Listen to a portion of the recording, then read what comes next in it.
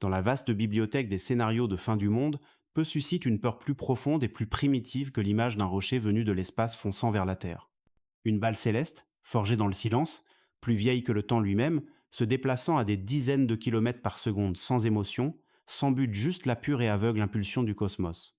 Un impact d'astéroïde n'est pas seulement une catastrophe, c'est la catastrophe finale, celle qui ne laisse rien derrière elle pour l'enregistrer.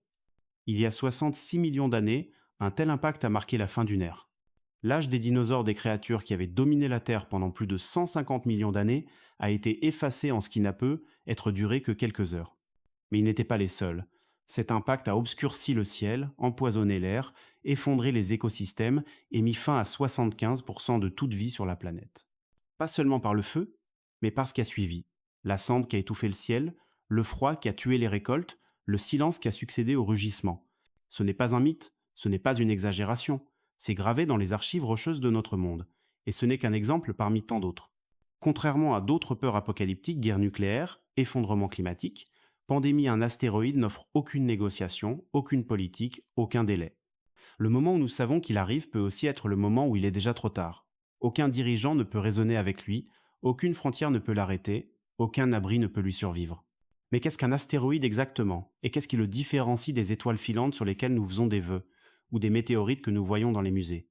Cela commence par des définitions froides, scientifiques, et pourtant absolument vitales. Un météoroïde est un petit morceau de roche ou de métal dérivant dans l'espace.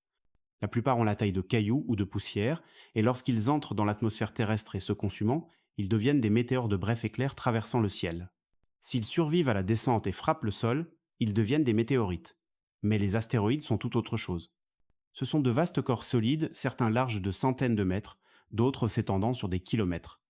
Ils orbitent autour du Soleil, principalement entre Mars et Jupiter dans la ceinture d'astéroïdes, mais certains dérivent dangereusement près de la trajectoire de la Terre. Lorsqu'un astéroïde entre dans notre atmosphère et frappe la surface, nous l'appelons un impacteur. C'est cette classe de visiteurs rapides, massifs et rares qui détient le pouvoir de mettre fin aux civilisations.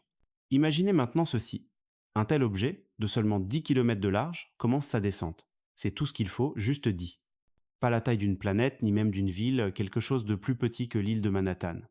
Mais se déplaçant à 20 km par seconde, il transporte plus d'énergie que toutes les armes nucléaires sur Terre réunies. Et la vérité la plus terrifiante, la Terre n'a aucune défense naturelle. Il n'y a pas de bouclier, pas de champ de force, pas d'instinct planétaire pour nous protéger. Notre atmosphère peut brûler les petits, bien sûr, mais pas les géants, pas les faiseurs d'extinction. Alors, à quoi cela ressemblerait-il si cela arrivait maintenant? D'abord, vous ne verriez rien. Peut être une lueur dans le ciel si quelqu'un regardait à travers le bon télescope au bon moment. Peut être un avertissement si nos instruments le détectaient assez tôt, mais ensuite, juste quelques jours ou heures plus tard, la chaleur de la rentrée atmosphérique. Une onde de choc plus rapide que le son, un flash aveuglant plus brillant que le soleil, et puis l'impact. Mais cela, c'est pour plus tard.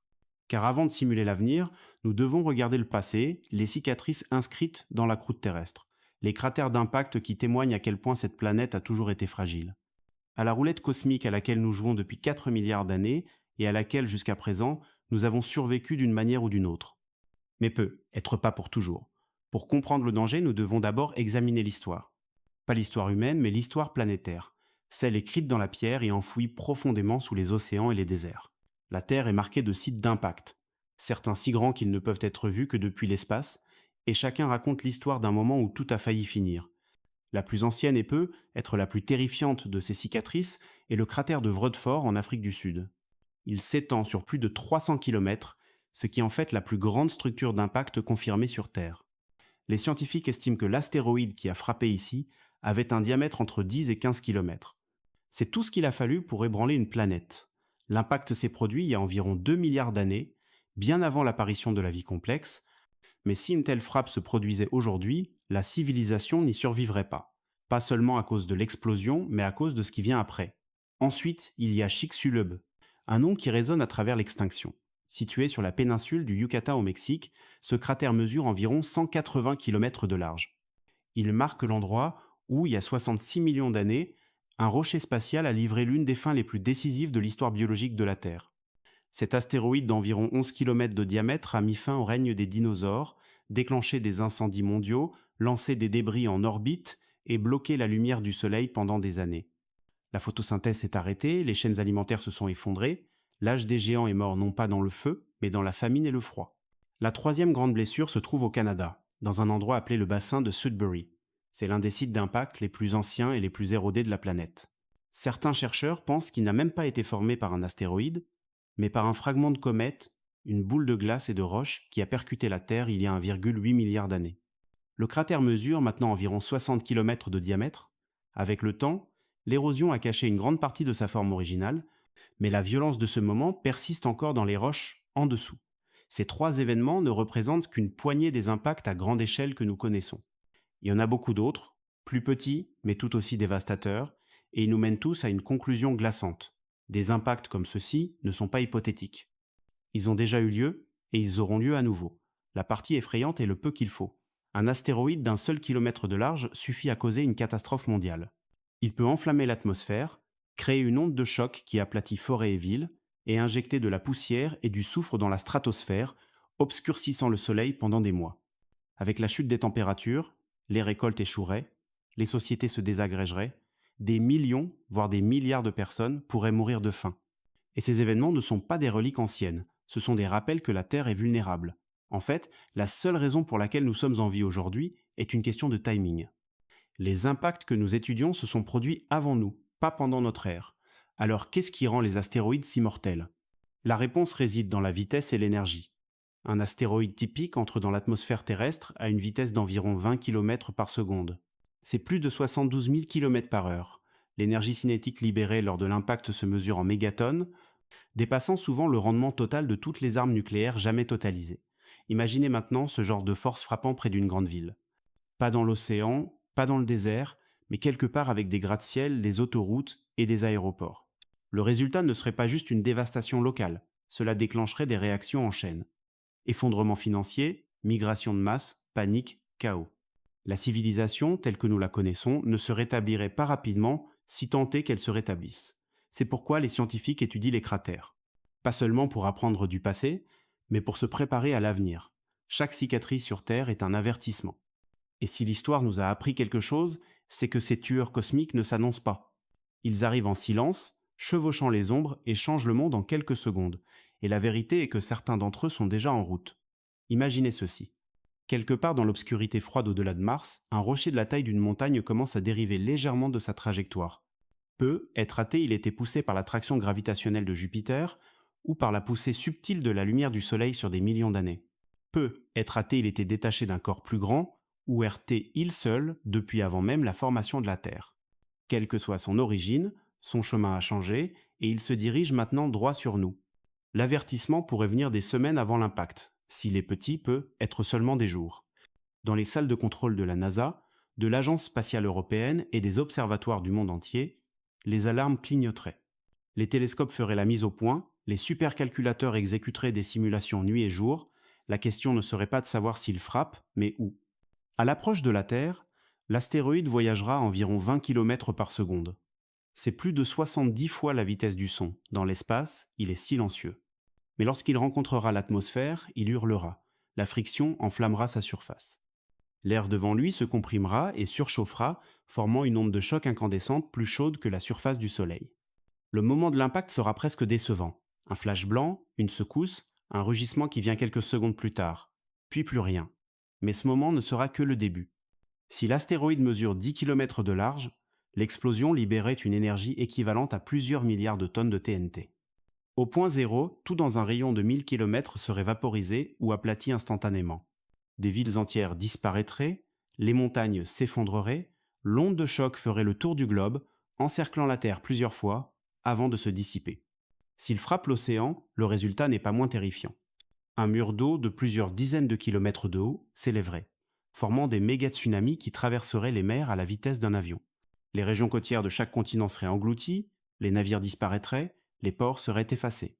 Puis vient le ciel.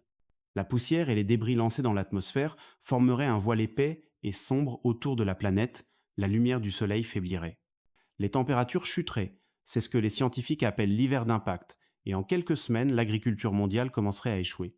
Les cultures se flétriraient, le bétail mourrait, les chaînes d'approvisionnement se rompraient, le système alimentaire moderne, déjà tendu, s'effondrerait entièrement. Dans les villes, le chaos, pénurie de carburant, émeutes, pillages, hôpitaux débordés, communication défaillante et le pire de tout, la faim. Ceux qui survivraient à l'explosion feraient face à quelque chose de bien plus cruel. Un monde sans lumière, sans chaleur, sans ordre. Un monde mourant lentement non pas de l'impact, mais du silence qui suit. Dans ce modèle, le bilan final des morts ne se mesure pas par les cratères ou les bâtiments effondrés, mais par les saisons qui ne reviennent jamais. Sans lumière solaire, la photosynthèse s'arrête. Sans culture, la famine commence. Et avec la famine vient la guerre. Ce n'est pas de la spéculation. Ces événements se sont déjà produits, et nos simulations, utilisant l'infrastructure mondiale actuelle, montrent que même avec une préparation, l'humanité ne serait pas prête. Pas pour quelque chose de cette ampleur, pas encore. Même un astéroïde plus petit, de seulement 1 kilomètre de large, suffirait encore à déstabiliser des continents entiers. Il n'anéantirait pas entièrement l'humanité, mais il mettrait fin au monde moderne. Et la partie la plus effrayante, nous n'avons aucune idée du nombre de ces objets qui sont là, dehors, encore invisibles. Nous ne savons pas lequel sera le prochain, ni quand. Nous savons seulement qu'un jour, le compte à rebours commencera. La menace est réelle, mais à quel point sommes-nous proches d'y faire face? En avril de l'année 2029, un astéroïde massif nommé Apophis passera dangereusement près de la Terre. À quelle distance? À moins de 30 000 km, soit 10 fois plus près que la Lune, plus près que certains de nos satellites. En termes spatiaux, c'est une balle qui vous érafle la peau. Apophis mesure environ 340 mètres de large. C'est à peu près la hauteur de la tour Eiffel. S'il devait frapper, il libérerait une énergie équivalente à plus de 1500 bombes nucléaires. Des régions métropolitaines entières pourraient être effacées, mais les scientifiques disent qu'il nous manquera de peu. Pourtant, le simple fait qu'il passe si près a secoué la communauté scientifique. Car Apophis n'a été découvert qu'en 2004. Pendant des mois, les calculs ont montré une chance petite mais réelle d'impact. Et bien que cela ait finalement été écarté, l'événement nous a rappelé le peu d'avertissement que nous pourrions avoir lorsque le prochain objet apparaîtra. Ensuite, il y a Bennu, un astéroïde riche en carbone d'environ 500 mètres de large. Bennu a une faible chance de frapper la Terre à la fin du XXIe siècle. Mais bien avant cela, il pourrait être dévié ou étudié si nous agissons à temps. Il est déjà devenu la cible de missions comme Osiris-Rex, qui a atterri sur sa surface et collecté des échantillons.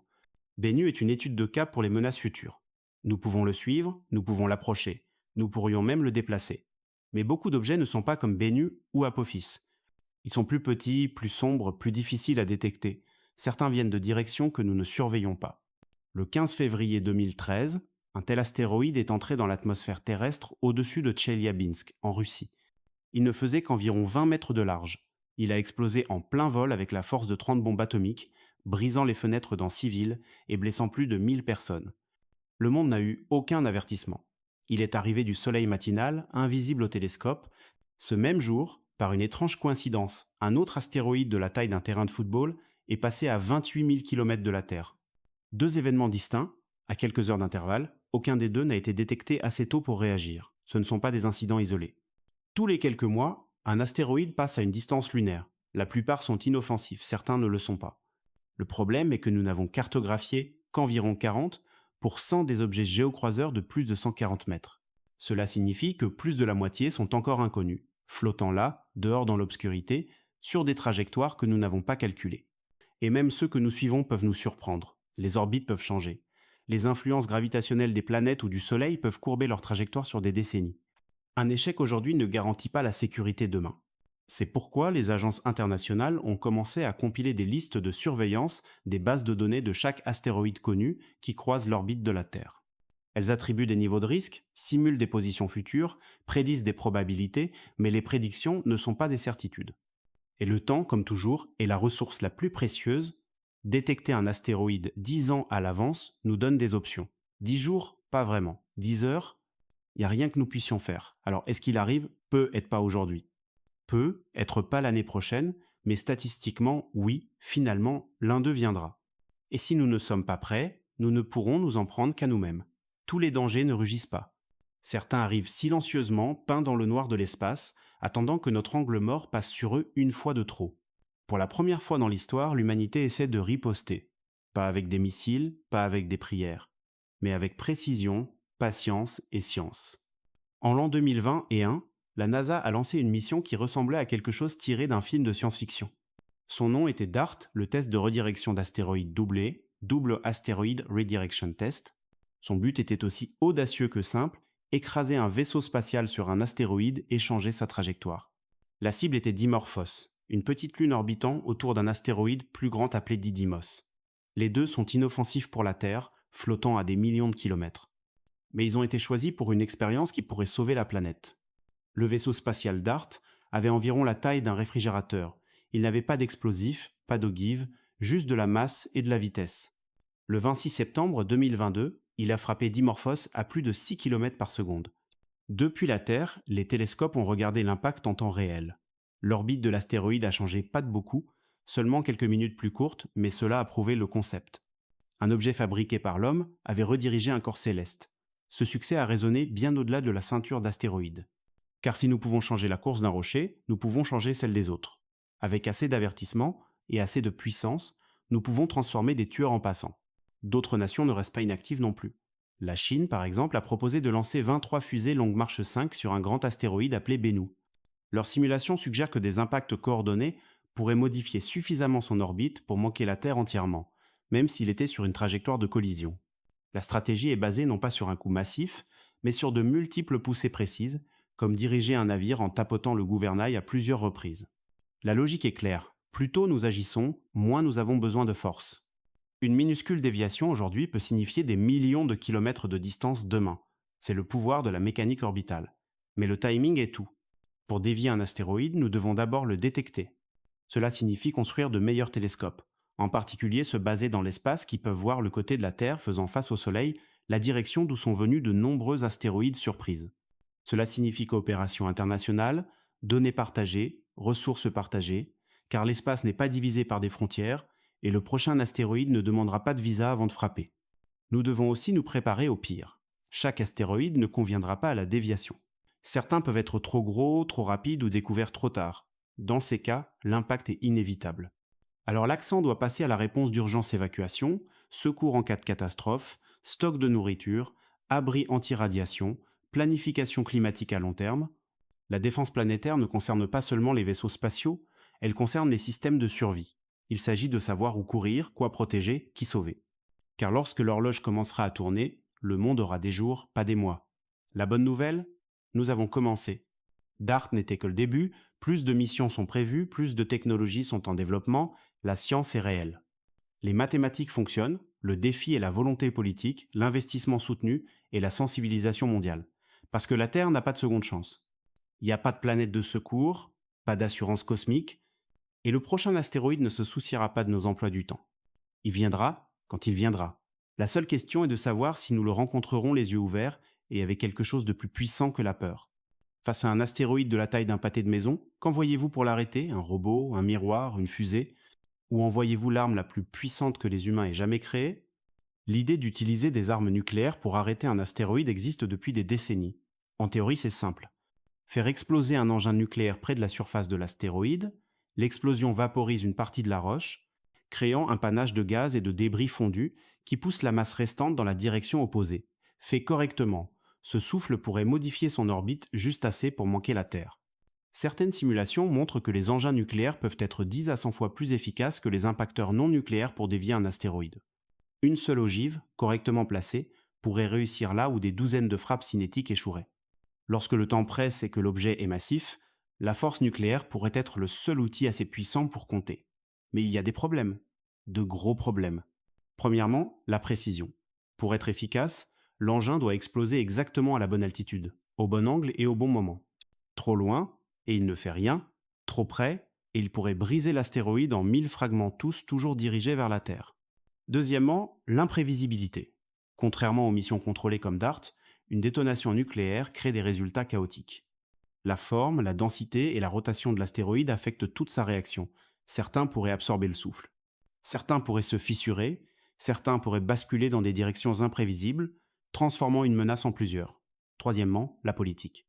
Les traités internationaux, comme le traité de l'espace de 1967 et le traité d'interdiction partielle des essais, découragent fortement le placement et l'utilisation d'armes nucléaires dans l'espace.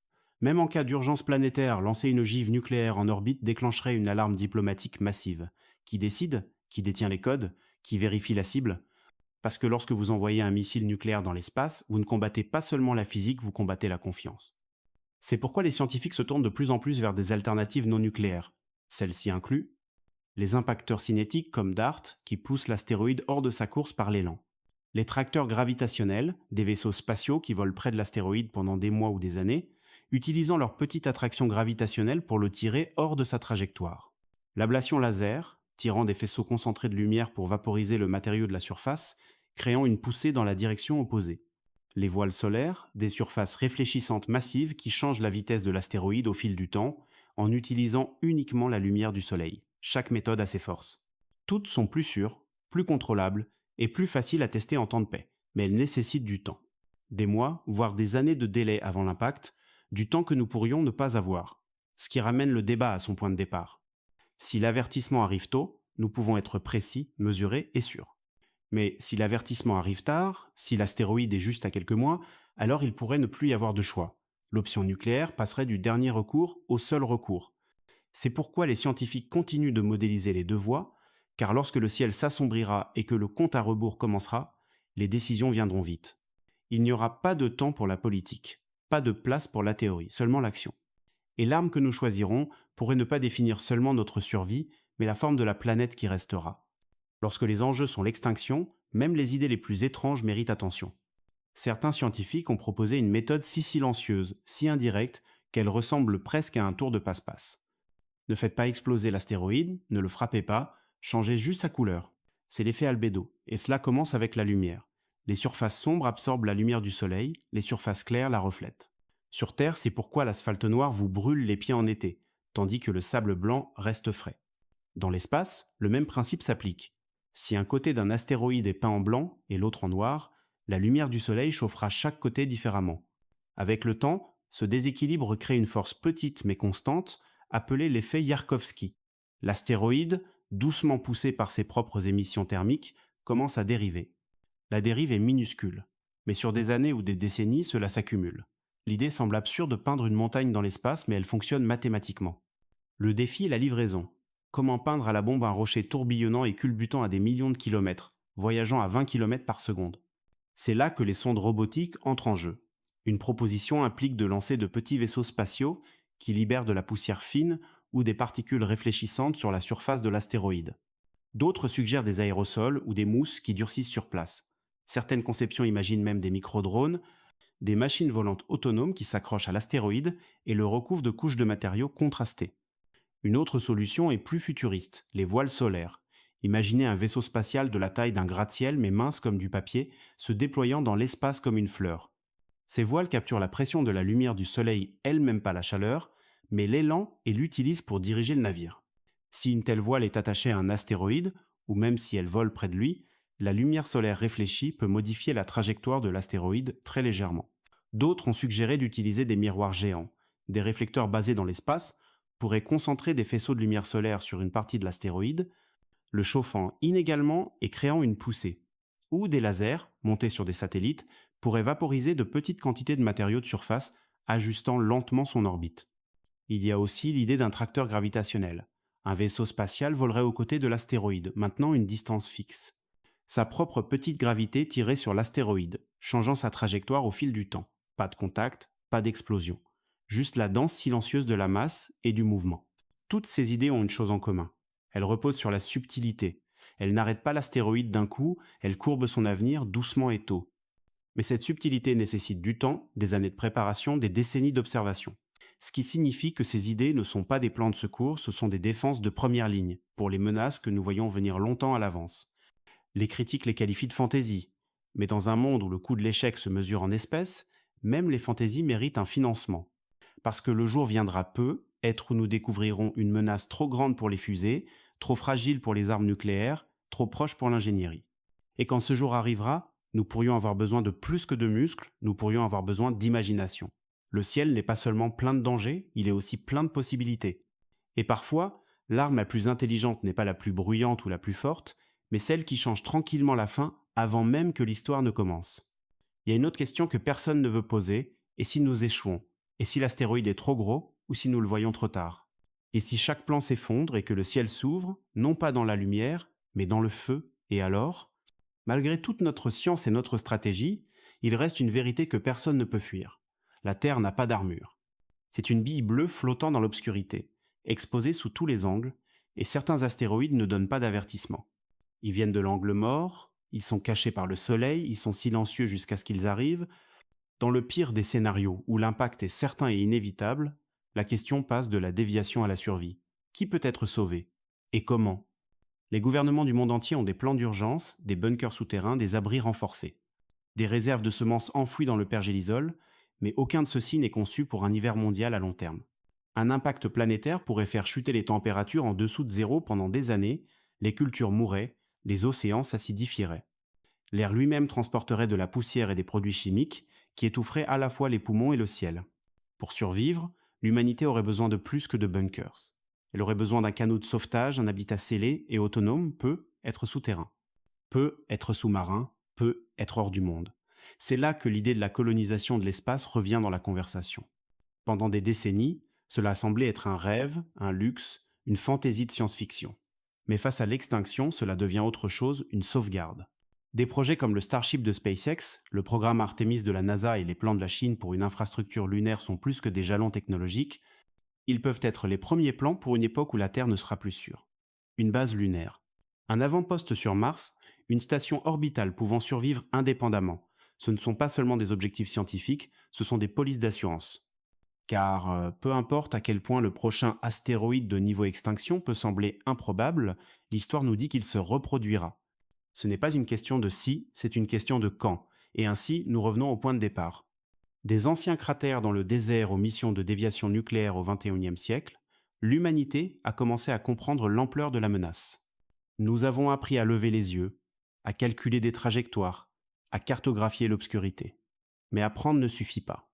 La survie demande de l'action, et à la fin, elle peut demander un choix que nous n'avons jamais voulu faire. Partir. Non pas pour échapper à la responsabilité, mais pour préserver la mémoire, la connaissance, la vie, l'idée même de nous. Parce que si le ciel tombe un jour, et que la terre devient un tombeau, quelque chose doit rester pour dire que nous étions là. Que nous avons construit des villes et écrit des poèmes et nous sommes émerveillés devant les étoiles, que nous ne sommes pas partis en silence. C'est peu, être pour cela que nous construisons des fusées. Pas pour la guerre, pas pour la fierté, mais pour l'espoir. L'espoir que quelque part, loin du cratère, quelque chose d'humain survive. Et alors que nous terminons ce voyage à travers l'Apocalypse, voici le message laissé derrière nous. La Terre est fragile, la vie est rare, mais l'imagination est infinie. Le prochain impact peut survenir dans 20 ans, ou 200, ou demain. Mais si nous nous préparons, si nous imaginons, si nous choisissons d'agir non par peur mais par sagesse, alors peut être que lorsque l'astéroïde final arrivera, ce ne sera pas la fin. Seulement le début de la prochaine histoire,